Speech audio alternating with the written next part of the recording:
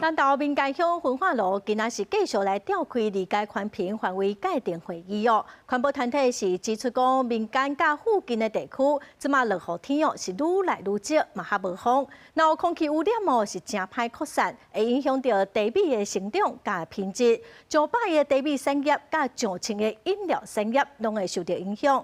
也毋過，南投縣政府是表示講，因會透過科學調查來降低對地米產業的影響。反對民間焚化爐的自救的成員，佇紙分輪機頂懸寫落甲想要講的話，向環評委員迄邊來寫紙分輪機，毋望政府和會議的專家學者會當聽到在地人的聲音。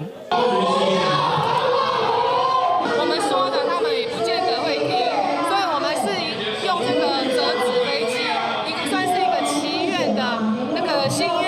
南投民間焚化爐第二階段環評範圍界定會議拜日繼續召開，自救會環保團體等等的單位開記者會指出，民間這幾年來落雨的日子變少，嘛變甲較無風。若是起焚化爐，污染歹攤開，會大大影響地殼的成長，等於毀壞民間百億的地產業。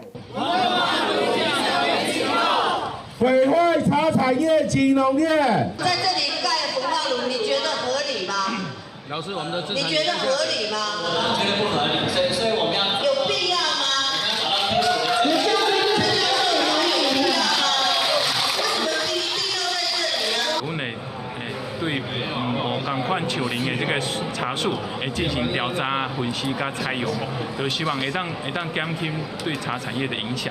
雖然南投縣環保局嘛強調，起焚化爐袂對民間的地產業造成影響。